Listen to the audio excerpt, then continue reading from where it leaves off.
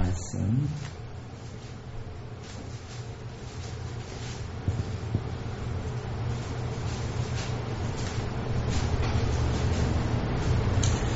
베드로전서 2장 18절부터 25절까지 같이 읽어보겠습니다. 성경 베드로전서 2장 18절부터 25절까지 같이 읽습니다. 사원들아, 범사에 두려워함으로 주인들에게 순복하되 선하고 관용하는 자들에게만 아니라 또한 까다로운 자들에게도 그리하라. 애매히 고난을 받아도 하나님을 생각함으로 슬픔을 참으면 이는 아름다우나 죄가 있어 매를 맞고 참으면 무슨 칭찬이 있으리요. 오직 선을 행함으로 고난을 받고 참으면 이는 하나님 앞에 아름다우니라. 이를 위하여 너희가 부르심을 입었으니 그리스도도 너희를 위하여 고난을 받으사 너희에게 본을 끼쳐 그 자취를 따라오게 하려 하셨느니라. 저는 죄를 범치 아니하시고 그 입에 괴사도 없으시고 욕을 받으시되 대신 욕하지 아니하시고 고난을 받으시되 위협하지 아니하시고 오직 공의로 심판하시는 자에게 부탁하시며 친히 나무에 달려 그 몸으로 우리 죄를 담당하셨으니 이는 우리로 죄에 대하여 죽고 의에 대하여 살게 하려 하심이라. 저가 채찍에 맞음으로 너희는 나음을 얻었나니 너희가 전에는 양과 같이 길을 잃었더니 이제는 너희 영혼의 목자와 감독 되신 이에게 돌아왔느니라. 아멘. 너희가 전에는 양과 같이 길을 잃었더니 이제는 너희 영혼의 목자와 감독 되신 이에게 돌아왔느니라. 우리 영혼의 목자가 하나님이시다고 말씀하고 우리의 영혼의 감독이 하나님이시다고 말씀합니다. 우리를 이끄시는 분이 우리의 목자가 주님이시고 우리의 감독이 주님이시다는 겁니다. 우리는 많은 경우에 우리가 생각하고 우리가 삶을 계획하고 내가 내 삶의 감독인 것처럼 내가 내 삶의 목자인 것처럼 그렇게 생각하고 살아가지만 우리가 깨닫고 알아야 할 것은 우리의 영혼의 목자가 계시다는 사실이고 우리의 영혼의 감독이 계시다는 사실입니다. 주님께서 우리의 영혼의 목자가 되어주시고 우리의 영혼의 감독이 되어주신다고 말씀합니다. 우리가 우리의 삶에 있는 짐을 전부 다 우리가 짊어지려고 노력하거나 발버둥칠 필요는 없습니다. 내가 내 삶 속에 생겨나는 모든 짐들을 다 짊어지려고 애쓰는 삶이 그리스도인의 삶은 아닙니다. 아니고 우리는 주님께 맡기고 의탁하는 삶이고 우리의 영혼의 목자 되신 분이 주님임을 끊임없이 인정하고 깨닫고 알고 우리의 목자를 따라 가노라면은 우리의 삶을 통하여 하나님께서 영광 받으실 것을 하나님께서 친히 이루시는 겁니다.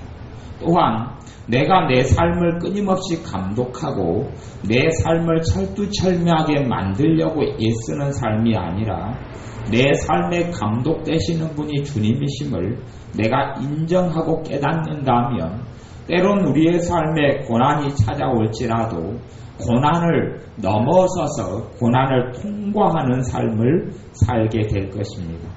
주님께서요 베드로 사도를 통하여 2장 21절 말씀에 보면 이를 위하여 너희가 부르심을 입었으니 그리스도도 너희를 위하여 고난을 받으사 너희에게 본을 끼쳐 그 자취를 따라오게 하려 하셨느니라. 이를 위하여 너희가 부르심을 입었다. 이것이 무엇을 말하느냐 하면 이것은 고난이란 단어를 이야기합니다. 그래서 19절 20절에 보면 애매히 고난을 받아도 하나님을 생각함으로 슬픔을 참으면 이는 아름다우나 죄가 있어 매를 맞고 참으면 무슨 칭찬이 있으리요. 오직 선을 행함으로 고난을 받고 참으면 이는 하나님 앞에 아름다우니라. 선을 행함으로 고난을 받고 참는다고 이야기하고 이를 위하여, 이 고난을 위하여 너희가 부르심을 입었다라고 말씀합니다. 하나님의 자녀가 살아가는 여러 가지 이유가 있습니다. 너희를 부르심은 하나님을 찬송케 하려 함이라는 말씀도 있고, 또 먹든지 마시든지 무엇을 하든지 하나님의 영광을 위해 살아는 하나님의 말씀도 있고, 또 본문에서는 다른 각도로 우리를 부르시는 이유가 고난을 받게 하려고 우리를 불렀다는 말씀으로 본문에서는 이야기합니다. 고난은 누구를 위한 고난이냐 하면 나를 위한 고난도 아니고 주님을 위한 고난을 받게 하기 위하여 우리를 불렀다고 말씀하시는 겁니다. 그러니 우리의 삶 속에서는 주님을 위하여 고난받는 것이 있어야 합니다. 이러한 길로 주님께서 우리를 인도하십니다. 그러니 실제로 주님을 위하여 고난받는 삶이 우리에게는 영광된 삶입니다. 주님을 위하여 고난을 피하려는 사람은 잘못된 길로 걸어가고 있는 것이고, 내가 주님을 위하여 고난을 받으려고 해야 합니다. 사람에게는 어떤 면으로는 두 가지의 극단적인 고난이 있습니다. 하나는 감당할 만한 고난이 있고, 하나는 절망적인 고난이 있습니다. 근데 절망적인 고난은 다른 사람과 함께 짐을 나누어 짐으로 벗어나야 합니다. 절망적인 고난이 있어요. 또 하나는 감당할 만한 고난이 있어서 그 고난 속에서 유익들을 많이 찾아낼 수 있는 고난이 있어요. 우리가 어떤 고난이 찾아올 때면 그 고난에 대하여 한 번은 생각해 보아야 합니다.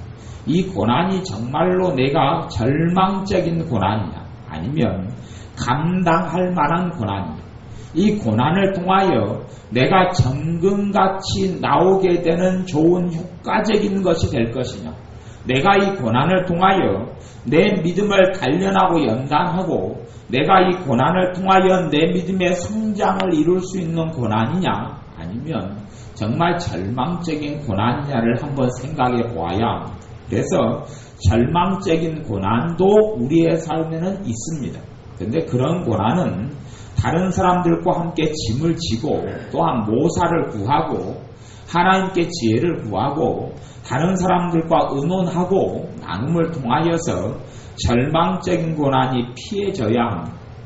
사실은 절망적인 고난이 잘 감당되어지면 감당할 만한 고난, 감당할 만한 짐이 되어지고, 감당할 만한 짐을 잘못 지게 되면 절망적인 절망적인 고난이 우리의 삶에 생겨나기도 합니다. 그래서 우리는 이 고난이라는 것, 짐이라는 것이 없이는 사실은 우리의 삶이 발전하지는 않습니다. 우리의 인격이, 우리의 신앙이, 우리의 믿음이 이 짐이라는 것, 이 고난이라는 것이 없이는 성장하고 발전하지는 않습니다. 그런데 이 고난이라는 것을 어떻게 잘 활용하느냐에 따라서 이 고난이 주님을 더 깊이 알아가고 믿음이 성장해 나가는 그러한 좋은 발판이 되기도 하고, 또 고난이라는 것이 절망적인 것으로 다가오기도 합니다.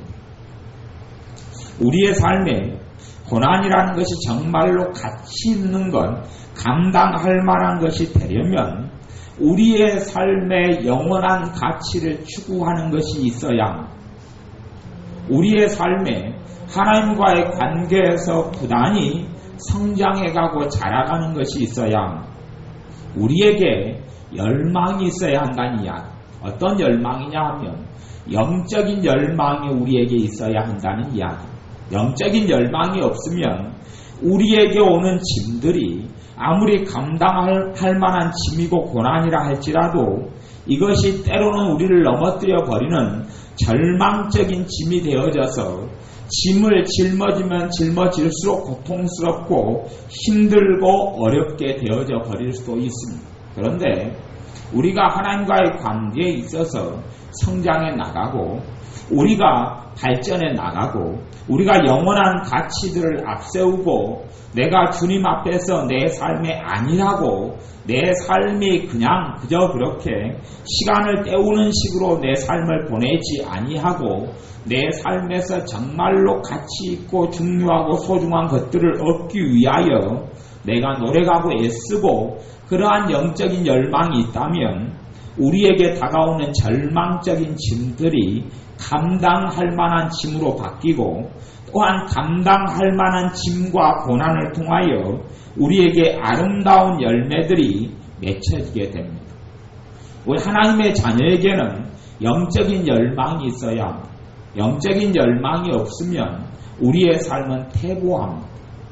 어떠한 사람이 정말로 열심히 한 20년간을 살았습니다. 어떠한 열망을 가지고 살았냐 하면 돈을 모으는 재미에 빠져서 20년간을 살았습니다. 통장에 돈을 하나하나 모으고 하나하나 저금하고 달이 지나면 지나갈수록 통장에 있는 잔고가 늘어나는 것을 보고 그 기쁨에 빠졌습니다. 그래서 이 사람의 이야기가 20년 동안이 얼마나 재미나게 지났는지 모르겠다고 그럽니다. 20년 동안이 굉장히 재미나게 보내었다고 그럽니다. 아주 재미나게 보내었어요. 아주 신나게 보내었다 그럽니다. 그러니 자기가 20몇 살 때부터 돈을 벌기 시작해서 40몇 살이 되었는데 손살같이 20년이 지나갔다 그럽니다. 그 사이에 결혼도 하고 애들도 낳았는데도 정말 손살같이 지나갔다 그럽니다. 그런데 최근에 몇 년 동안은 너무 시간이 안 가고 고통스럽다고 이야기하는 겁니다. 왜 그러냐 그랬더니 왜 20년 동안 모은 돈으로 집을 샀다는 거예요. 집을 샀어요. 집을 사고 나니까 그리고 집을 샀는데 집이 원체 비싸고 또 돈이 많이 들어가서 모든 돈을 다 쏟고 난 다음에 그리고 얼마 동안 빚을 져서 빚을 갚는데 자기 돈이 이제는 불어나는 것도 별로 모르겠고 그리고 자기 목표를 거의 이루었기 때문에 20년간 돈을 모아서 좋은 집을 마련하는 것이 이 사람의 목표 꿈이었는데 이 목표를 거의 다 이루고 나니 자기에겐 그 열망이 떨어져 버린 것. 자기가 목표했던 것을 거의 이루었다고 생각하니 이제는 하루하루가 지겹더라는 것. 20년이 어떻게 재미나게 살아왔는지 모르겠는데 이제는 요 몇 년 동안은 권태기라는 것. 왜 권태기냐 하면 이 사람에게 있는 세상적인 열망이라 할지라도 그 열망이 사라져버렸기 때문에 그렇습니다. 네, 하나님의 자녀는 정말 영원한 가치가 있는 열망들이 너무나 많이 있습니다. 많이 있는데 하나님의 자녀들이 신앙생활을 좀 몇 년을 하다 보면 이 영적인 열망을 다 사그러뜨리고 영적인 열망이 대부분 다 불이 꺼져서 사라져버리는 경우가 많습니다. 영적인 열망이 없는 사람들은 사실은 좋은 것을 먹어도 좋은 것이 아니고 좋은 옷을 입어도 감사치 못하고 좋은 밥을 먹어도 기뻐하지 못하게 됩니다. 세상적인 사람이나 또한 주님이 있는 사람이나 없는 사람도 동일하게 같습니다. 영적인 열망이 없는 사람은 영적인 갈망이 없는 사람은 비전이 없는 사람은 꿈이 없는 사람은 열정이 없는 사람은 그렇습니다. 한 남자가 세 딸을 키웠어요. 세 딸을 정말로 이쁘게 자기 나름대로는 키웠다고 그럽니다. 그런데 셋째 딸을 시집 보낸 다음 날부터는 이제는 살기가 싫더랍니다. 셋째 딸을 시집 보낸 다음부터는 살기가 너무 싫은 것. 밥 먹기도 싫더라. 왜 자기가 이럴까? 고민이 되었다. 왜 내가 밥 먹기도 싫고 살기도 싫을까? 그리고 나중에 가만히 곰곰이 생각해 보니 자기의 삶의 목표와 꿈은 딸 셋을 정말로 잘 키우는 거였다. 그런데 시집을 보내고 나니 딸이 다 큰 건 아닐지라도 자기의 손을 딸들이 떠났고 자기의 남편들에게 다 떠났고 그래서 자기에게는 그 열망, 이루고자 하는 열망이 사라져버렸더라. 그렇기 때문에 이 남자는 살 의욕이 없는 것. 하나님의 자녀들도 나이가 들었건 아니면 젊었건을 상관없이 영적인 열망이 없는 사람, 이것을 소위 말한다면 사명이라 이렇게 이야기합니다. 그렇기 때문에 어떤 사람들, 어떤 말로 표현이 된다 할지라도 자신에게 있는 사명을 발견하는 것은 무척 중요하고, 또한 사명을 내가 발견한다기 이전에 내가 사명을 만들어내는 것이 무척 중요합니다. 사명은 발견되기도 하지만 사명은 만들어가는 겁니다. 왜냐하면 내가 이 땅을 살아나가면서 완벽한 사명이 무엇하라고 죽을 때까지 아는 믿는 사람은 별로 없기 때문에 그렇습니다. 나를 부르신 하나님의 완벽한 사명이 뭐다라고 그렇게 사람의 사명이라는 것은 규정되어지기 어렵습니다. 실제로 그렇습니다. 왜냐하면 내 믿음이 성장하고 자라가고 주님을 알아가면 알아갈수록 주님은 나를 더 다양한 곳에 쓰실 생각이시기 때문에 그렇습니다. 그러니 나를 어디에 쓸런지, 나를 어느 곳에 사용하실런지는 내가 주님을 깊이 알면 알수록 1년 뒤를 내다보기 어렵고 5년 뒤를 내다보기 어렵습니다. 물론 내가 주님을 믿는 믿음 안에서 성장해 가지도 않고 자라지도 않고 주님을 더 사랑해 가지도 않고 성령님께서 내 안에서 더 강하게 역사하시지도 않고 성령이 인도하심이 뭔지도 모르고 성령님이 나를 통하여 내 안에 감동하시는 것이 뭔지도 잘 깨닫지 못하고 알지 못한다면 그 사람은 5년이 지나도 삶이 바뀌지는 않을 겁니다. 10년이 지나도 그의 마음과 심정 속에 주님께서 임하시고 역사하시고 그 주님의 사명으로 그분의 이끄심으로 아름다운 일들을 이루시는 것은 보지 못할 겁니다. 그런데 내가 주님을 더 깊이 알아가고 있고 내 영적인 진보가 다른 사람 눈에만이 아니라 내 눈에서도 보여간다면 나는 1년 뒤를 알 수 없습니다. 내 영적인 진보가 내 주님을 알아가고 닮아가는 것이 내 눈에 보여진다면 내 2년 뒤를 알 수 없습니다. 그것이 하나님의 신비고 하나님의 역사이기 때문에 그렇습니다. 그러니 사람의 말로 어떤 사명을 말하고 생각하고 내게 주신 사명이 무엇인지를 찾는다는 것은 그런 면에서는 굉장히 어렵다고 이야기하는 겁니다. 그런데 그런 면에서도 불구하고 내가 사명을 만들어야 한다고 이야기하는 것은 내가 정말 하나님을 위하여 살긴 사는데 구체적으로 어떠한 열망과 어떠한 열정과 어떠한 꿈을 꾸고 살 것인지를 내가 기도하면서 발견해야 한다는 것입니다. 기도하면서 내 삶과 인생에 이루어야 할 것들, 또한 주님께서 내게서 이루시기를 원하시는 것들을 기도하면서 찾아내어야 합니다. 그런 것이 없는 사람은 사실은 상반적이게도 영적인 발전이 없기도 합니다. 소위 말하면 부부가 오래 살아서 권태기에 빠지듯이 영적인 권태기 속으로 들어가고 맙니다. 주님과의 관계에서 권태기 속으로 들어가고 말고 이것이 신앙의 권태기가 되어지고 맙니다. 그리고 단지 하루하루 지나고 하루하루 사는 것이 별 의미가 없어집니다. 우리가 하는 기도 생활도 별 의미가 없어져서 그래서 아무런 목적도 없고 방향성도 없는 삶을 살게 됩니다. 요즘의 젊은 사람들은 방향성이 없습니다. 삶의 목적도 없고 이끌어가는 것도 없습니다. 단지 그들이 원하는 것은 좀 더 편하게 살고 좀 더 재미나게 살고 좀 더 돈을 더 많이 가지고 살고 좀 더 기쁘게 사는 것이 인생의 다이지 그 이상이 없다는 이야기입니다. 사실은 영적인 태보 때문에 일어나는 일이기도 합니다. 근데 동일하게 나이가 젊든지 아니면 많든지 간에 우리 안에 영적인 열망이 없다면 우리도 동일한 사람들입니다. 우리의 기도 생활을 보면 우리에게 영적인 열망이 있는지 없는지를 알 수가 있습니다. 우리의 기도가 방향성이 있어야 한다는 겁니다. 우리의 기도 생활 가운데 정말로 주님 앞에서 꿈을 가진 사람들, 비전을 가진 사람들, 열망을 가진 사람들은 주님 앞에 간절히 기도할 제목들이 있게 됩니다.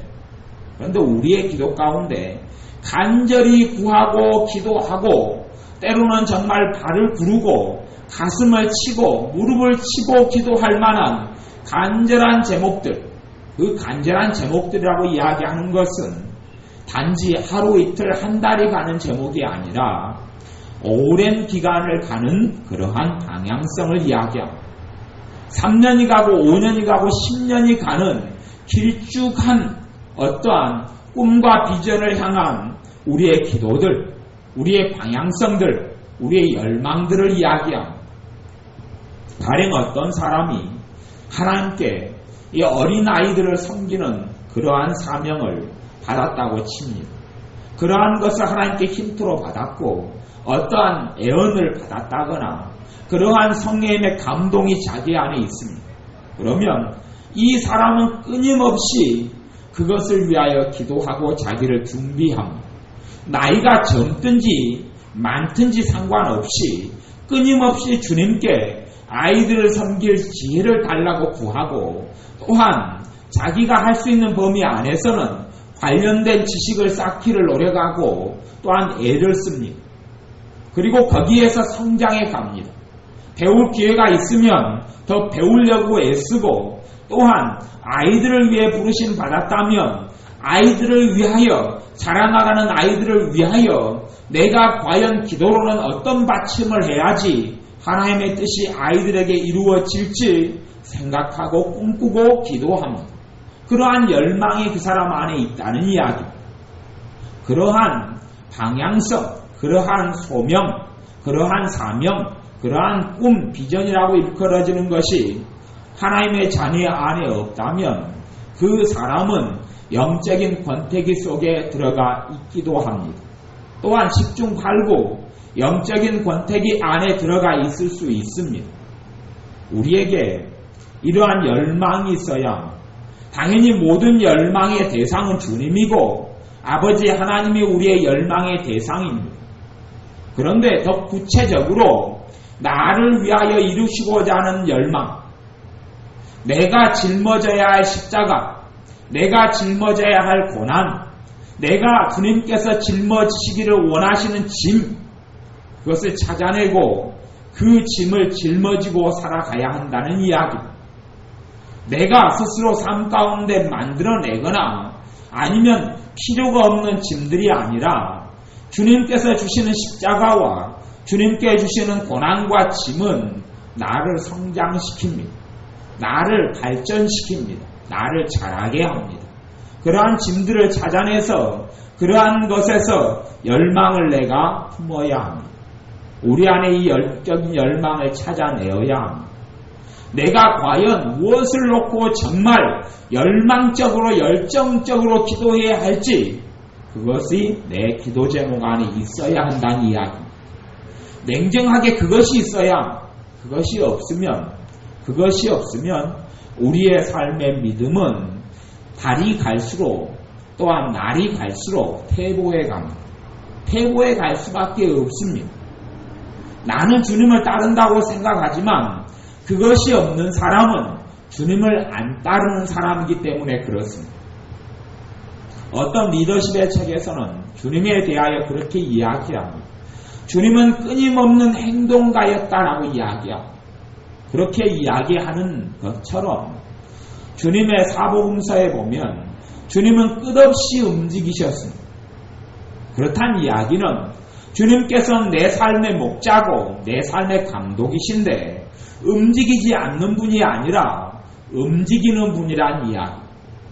내 삶의 목자고 감독 되신 주님이 움직이고 또한 내가 주님을 따르는 사람이라면 나도 움직여야 한다는 이야기고 나도 행동하고 나도 활동하고 나도 주님을 따라가야 한다는 이야기입니다. 내 삶을 주님께서 어떠한 방향성으로 어떠한 사명의 길로 어떠한 십자가와 어떠한 주님을 위한 고난의 짐을 지게 하실런지는 몰라도 그 길이 기쁨의 길이고 사실은 역설적이게도 그 주님의 십자가를 지고 고난을 지는 길이 평강의 길이고 그 길이 사실은 형통의 길입니다. 그러니 하나님의 자녀에게는 이러한 양면적인 역설적인 일이 일어납니다. 주님과 함께 걸어가는 고난의 길이 말로 닿을 수 없는 영광의 길이 됩니다. 우리가 냉정하게 우리를 돌아보아서 우리 안에 열망이 없다면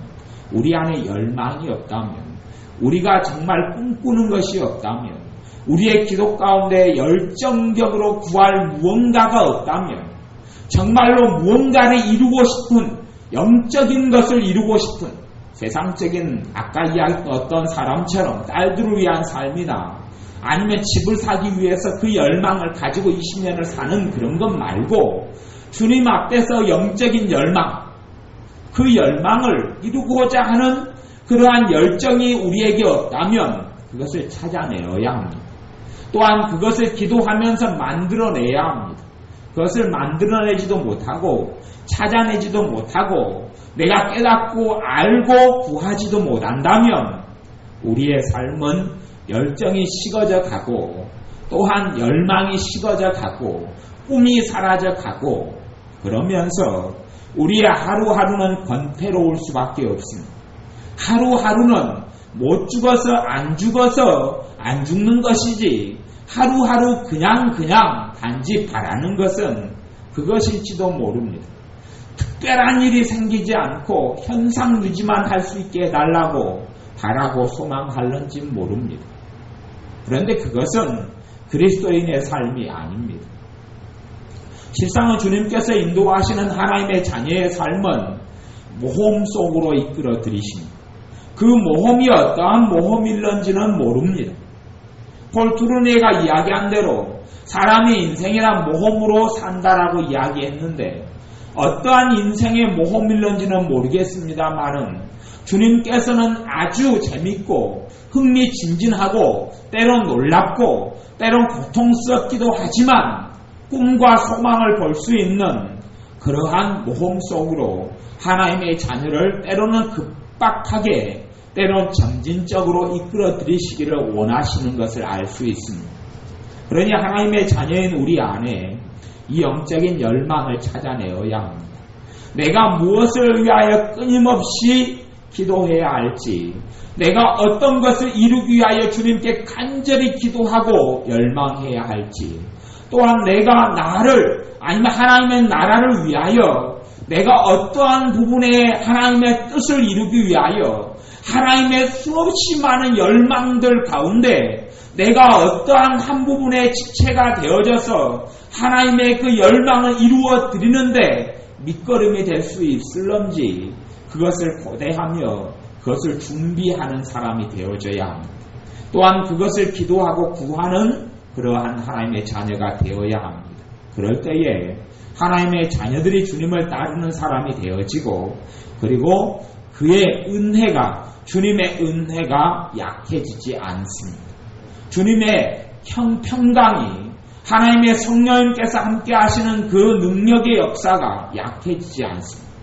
거꾸로 자기의 만족에 취하고 안일에 취하고 안락에 취하고 편안함에 우리가 취한다면 그분의 은혜는 우리의 삶 속에 갈수록 약해져 갈 수밖에 없습니다. 왜? 나이든 젊은 사람들의 신앙보다는 실제로 나이든 사람들의 신앙이 문제가 더 많습니다.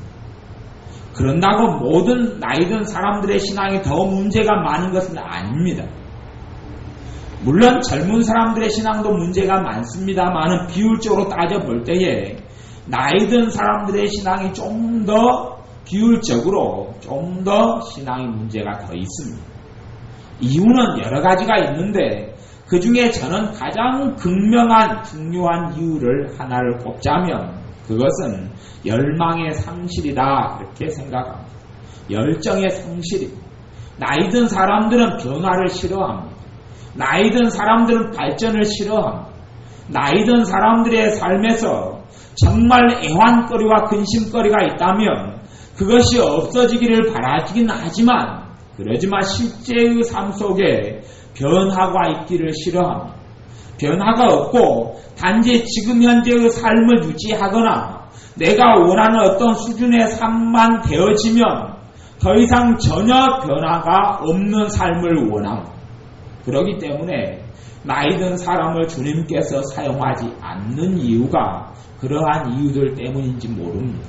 사도 바울 같은 사람은 나이가 들었음에도 불구하고 또한 베드로 같은 하나님의 사람은 나이가 들었어도 사용하셨습니다.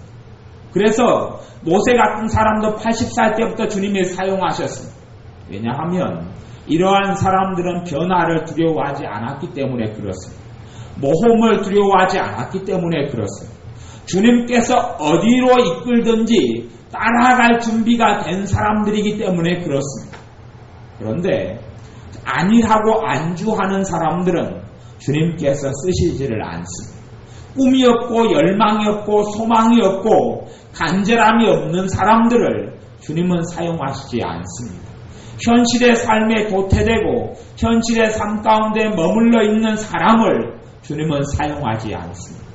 젊은 사람 가운데 주님이 사용하시는 사람은 당연히 정확하게 드러납니다. 준비하는 사람을 사용합니다.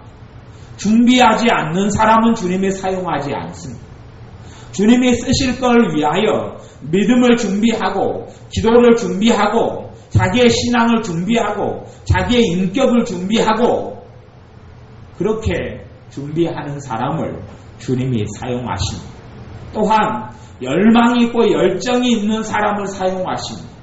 열정을 가지고 기도하고 열망이 있고 삶의 꿈이 있는 사람을 사용하십니다. 그래서 실제로 행복지수를 따져놓고 보면 선진국일수록 행복지수가 후진국보다 좀 떨어집니다. 개발도상국보다 선진국에 근접한 나라들이나 선진국의 행복지수가 떨어집니다. 돈도 많이 벌고 누리기도 많이 누리는데 행복지수가 떨어지는 이유는 있습니다. 왜 그러냐 하면 선진국에 속한 사람들은 삶의 변화가 없기 때문에 그렇습니다.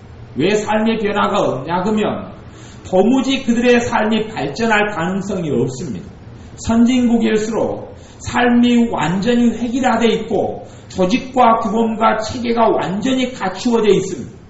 그래서 선진국 같은 데는 아예 법적으로 아예 모든 것이 전산 시스템으로 다 드러납니다. 예를 들어서 제가 미국에 사는 사람이라면 제가 옆에 가 슈퍼에서 100원짜리 과자를 하나 샀으면 한국이란 사회는 컴퓨터나 아니면 정부가 국가가 제가 100원짜리 물건을 샀는 줄을 모릅니다. 그런데 미국 정도의 사회는 제가 100원짜리 물건을 샀으면 그걸 그날 즉시 다 압니다. 컴퓨터 자판만 몇 개 뜯어보면 다 알고 그리고 어떤 가게에서 100원짜리를 샀고 그래서 전 재산이 얼마에서 100원이 지금 깎여진 재산이 저 재산이라는 걸 압니다. 그게 미국이란 사회고 선진국은 그런 사회이기 때문에 발전하지 않습니다. 발전하지 않는다는 이야기는 하류층의 사람이 상류층으로 되기가 불가능한 사회가 선진국 사회라는 이야기입니다. 그렇기 때문에 행복지수가 낮은 이유는 자기들이 굶어 죽지 않고 자기들이 죽기 전에 죽을 병에 걸려도 나라에서 다 치료해 주지만 자기의 삶은 별로 바뀌지 않을 것을 압니다. 그들이 집을 하나 장만하려면 미국 같은 사회는 30년을 넘게 돈을 악착같이 모아도 집을 장만하지 못합니다. 일본이란 사회도 마찬가지입니다. 일본이란 사회도 30몇 년을 부지런히 죽을 등하고 돈을 모아야지 집을 장만합니다. 그런 사회, 더 이상 발전하지 못하는 사회. 한국이란 사회는 10몇 년 허리띠를 졸라매고 지금은 좀 수치가 늘어났습니다만 한 20년 정도 돈을 모으면 집을 살 수 있는 사회가 한국입니다. 그러니 더 발전 가능성이 있지요. 더 열망이 사실은 더 있는 사회죠.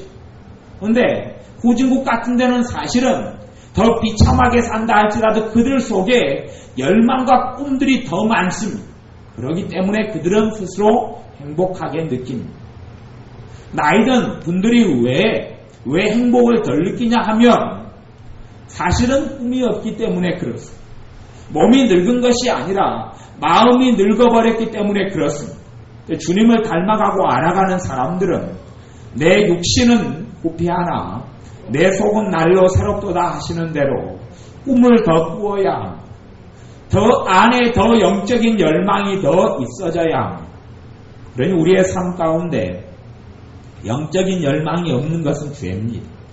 그래서 영적인 열망이 없는 것은 죄고, 영적인 열망을 성경에서는 하나로 표현합니다. 소망이란 단어로 표현합니다. 소망이 없는 사람, 정말 주님 앞에서 소망이 없는 사람, 주님 앞에서 비전이 없는 사람, 주님 앞에서 꿈이 없는 사람은 문제가 있는 사람이고, 그 소망이 없는 사람은 더 깊이 한 걸음 나아간다면 뭐라고 말해도 믿음이 없는 사람이 됩니다. 믿음이 없는 사람을 들다 보면 소망이 없습니다. 소망이 없는 사람을 들다 보면 믿음이 없습니다. 그래서 믿음과 소망이 어떤 면에서는 함께 있습니다. 믿음이 소망과 함께 일하고 소망이 믿음과 함께 일합니다. 거꾸로 내 믿음이 자라가려면 열망이 있어지고 열망을 품고 있으면 믿음이 성장해 갑니다. 열망을 품고 열정을 잃어버린 사람은 믿음의 불이 꺼져버리게 됩니다. 기도의 시간을 아무리 많이 한다 할지라도, 내가 개인 기도를 아무리 많이 한다 할지라도 자기 안에 열망이 없는 사람은, 자기 안에 열정이 없고 소망이 없고 꿈이 없는 사람은, 그런 사람은 불이 꺼져갑니다. 그런 사람은 믿음의 불이 꺼져가고 하나님의 은혜의 불이 꺼져가고 성령의 역사가 소멸되어 갑니다. 마찬가지로 거꾸로 나이가 100살이 되어져도 그의 영적인 열망이 끊임없이 일어나는 사람, 안나와 같은 과부로 80년을 넘게 살다가 주님을 기다리고 주님을 만났던 안나 선지자 같은 100살이 넘은 할머니도 영적인 열망이 있었기 때문에 100살이 넘어도 금식을 하고 주님을 섬겼어요. 왜요? 그 안에 열망이 있었기 때문에 그렇습니다. 열망이 있었기 때문에 시무이라는 할아버지도 주님을 섬기며 기다립니다. 우리의 삶에도 정말 영적인 열망을 찾아내고 만들어내야 합니다. 영적인 열망을 단지 내 사명을 발견하려고 수동적으로 기다리고 움직이는 것이 아니라 기도하면서 당장 내 인생이 다 지난 다음에야 하나님의 모든 나를 통한 사명이 다 명백히 드러날 수 있을 겁니다. 어떠한 사람이 정말로 주님과 함께 동행하는 삶을 살았다면 그 사람이 인생이 거의 다 지났을 때는 알게 됩니다. 나를 통하여 주님이 무엇을 이루셨는지. 그런데 정말로 주님과 동행하는 삶을 살지 않은 사람들은 죽을 때가 되어져도 자기의 사명은 발견하지 못합니다. 그래서 본질적인 사명은 굉장히 사람이 단순간에 발견하기 어렵습니다. 그런 사명 말고 내가 주님 앞에서 꾸어야 될 꿈은 그 사명을 이루는 과정마다 내가 주님의 지혜와 주님의 통찰력과 주님의 인도로 깨닫고 알 수 있습니다. 또한 내 마음의 소원을 통하여 주님은 역사하시기 때문에 주님께서 주시는 내 마음의 소원을 붙잡아야 내 마음의 소원을 두고 행하시는 하나님이시니 말씀한 대로 세상적인 소망과 열망이 아니라 썩어지지 아니하는 열망을 찾아내서 그 열망을 붙잡고 그것을 위하여 나아갈 때 우리가 현실에 좌절하지 않고 현실의 잠깐의 고난에 우리가 넘어지지 않게 됩니다. 그 열망이 내 소망과 믿음을 일으키고 성령님의 역사를 일으켜서 하나님의 길을 가게 하며 하나님을 영화롭게 하게 될 것입니다. 기도하겠습니다. 아버지 하나님, 우리 안에 기도를 통하여 드릴 때에 영적인 열정이 우리에게 없는 것을 고백하며 회개합니다. 우리에게 깨우치게 하시고 알게 하셔서 참으로 주님께서 우리에게 주시는 소원을 발견케 하여 주옵소서. 아무런 소원이 없는 사람이나 현실에 안주하는 사람이 우리가 아니라 모험하고 도전하며 주님의 십자가를 기꺼이 짊어지고 걸어가는 믿음의 사람들이 우리가 되게 하여 주옵소서. 믿음을 준비하며 인격을 준비하며 신앙을 준비하며 삶을 준비하며 지식을 준비하며 지혜를 준비하며 영성을 준비하며 영역을 준비하며 기도를 준비하는 이러한 믿음의 사람들 되게 하시고 하나님의 나라에서 내 기도를 통하여 내 믿음을 통하여 내 삶을 통하여 어떠한 한 부분에서 주님을 영화롭게 할지를 날이 가면 날이 갈수록 깨닫게 하시고 주님을 향한 꿈과 비전과 소원과 열망을 가져서 간절히 이를 목표로 하고 나아가는 우리가 되게 축복하여 주옵소서. 예수님의 이름으로 기도하옵나이다. 아멘. 기도하겠습니다.